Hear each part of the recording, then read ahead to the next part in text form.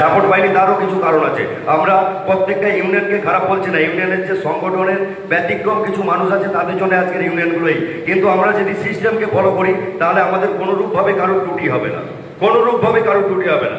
আজকের আমি শো করতে গিয়ে বলছি দাদা এখানে ফেসে গেছি, 20,000 টাকা প্রোগ্রাম ছিল, আমাকে 5,000 টাকা দিয়েছে আর কোনো টাকা দেয়নি।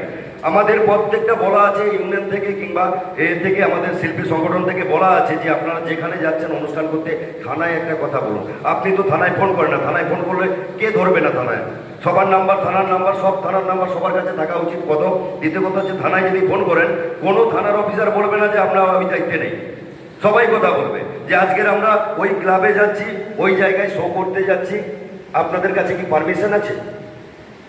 কারণ এখন সিস্টেম করে দিয়েছে সরকার থেকে যে অনুষ্ঠান এখন নয়, এটা বরাবরই আছে, অনুষ্ঠান করতে গেলে থানা পারমিশন নিতে হবে।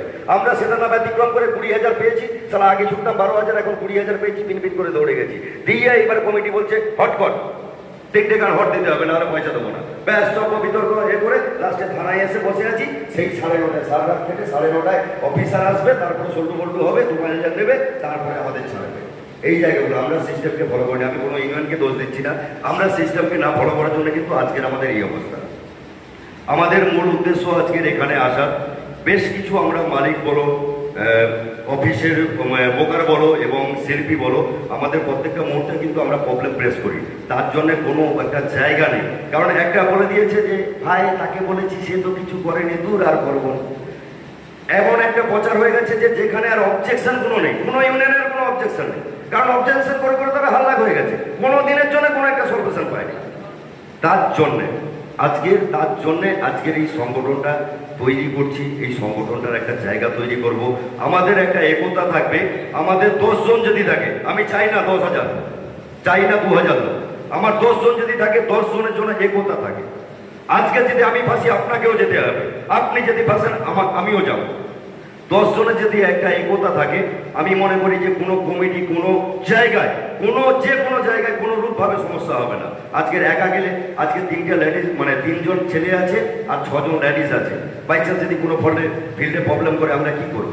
এখান থেকে যেতে যেতে 2 ঘন্টা সেখানে পেরিয়ে যাবে, কান্নাকাটি বিভিন্ন রকম ভয়ে। ভাই যা করলো, গায়েও যদি হাত দিয়ে দেয়, কেউ কিছু বলেনি, বলে কোনো রকম এখান থেকে পালিয়ে চল, নাহলে রেপ হয়ে যাবে। আজকের এই জায়গাটা আমরা করতে দেবো না। আমরা যে জায়গায় বিপদে পড়বো সবাইকে একতা থাকতে হবে। যদি সবার মধ্যে একই থাকে, তারপরে আমরা আলোচনা করব যে কি বিষয়ে এই জায়গাটা হবে, কি বিষয়ে আমাদের সংগঠনটা তৈরি হবে, কি বিষয়ে আমাদের সলভেশনের চিন্তা হচ্ছে এবং সলভেশনটা কিভাবে আমরা করব। এবং আমরা আরও একটা সিদ্ধান্ত নিয়েছি। আমি দীর্ঘ মোটামুটি 2-2.5 মাস আগে আমরা একবার আলোচনা করেছিলাম এবং আমি লাইভে এসেছিলাম। ওখানে প্রায় ভিউয়ার্স হয়ে গেছে, মনে হয় 1 লাখেরও বেশি হয়ে গেছে।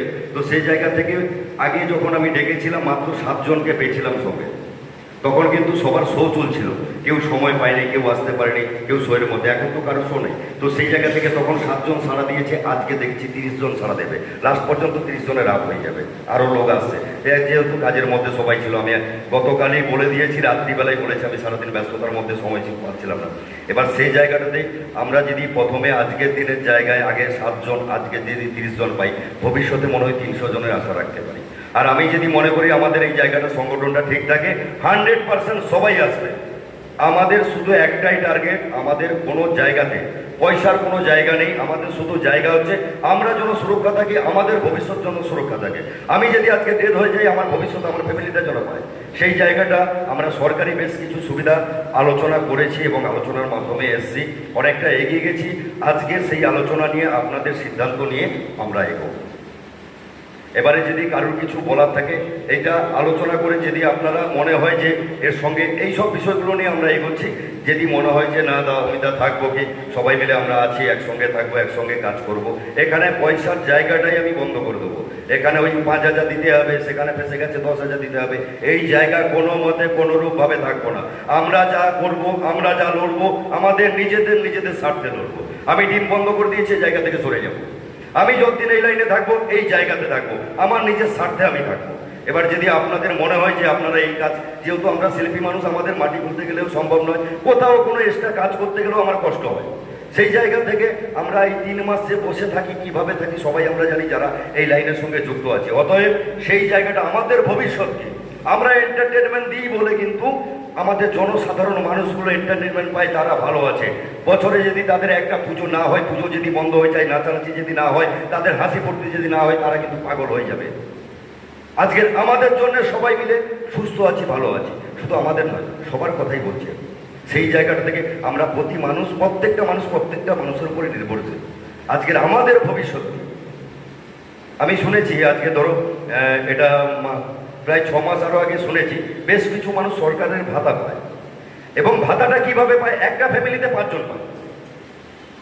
আর যখন এটা হয়েছিল প্রায় 4 বছর আগে এই ভাতার গল্পটা এসেছিল, 4-5 বছর আগে ভাতার গল্পটা, এটা জানো তো, এই ভাতা যে পায় 4-5 বছর আগে এসেছিল, তখন কিন্তু কেউ এরকম প্রকাশ করে বলে, আমার ভালোবাসার পীড়িতের লোক আছে, তাকে ফোন করে বলছে, ওই কি রে আসবি, একটা গল্প আছে, চলে আসলো, তার কাছে 1 প্যাকেট সিগারেট নিয়ে বলে, দেখ এই আছে করবো, বলে আমি তো বাউল করি, আমার বাপ তো এই আমার বউ তো করে, আর তো কেউ করেনি, না তুই 5টা করে এলে না, ব্যাস একটা ফ্যামিলিতে 5 জন।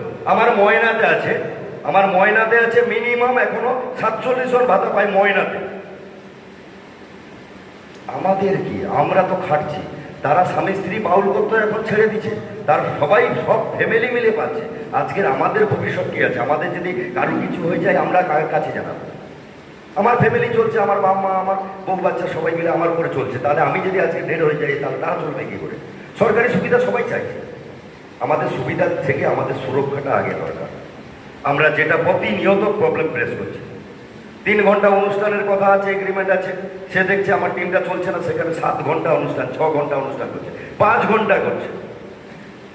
তোর সময় তো 3 ঘন্টা এগ্রিমেন্টে আছে, হ্যাঁ ভালোবাসায় 8 ঘন্টা এক্সট্রা করবো, সেখানে 4.5 ঘন্টা 5 ঘন্টা হয় কি করে? কমিটি জোর করছে, কমিটি আদৌ জোর করে না, তারা নিজেদের আরও বেশ কিছু আলোচনা হবে, ওটা বলছি না, একটু পরে বলবো। এবারে যদি আমাদের সঙ্গে সহমত দেন, তাহলে আমাদের একটা, আজকে যেহেতু নতুন এসেছে, আগের বারেও হয়েছিল, এ নামে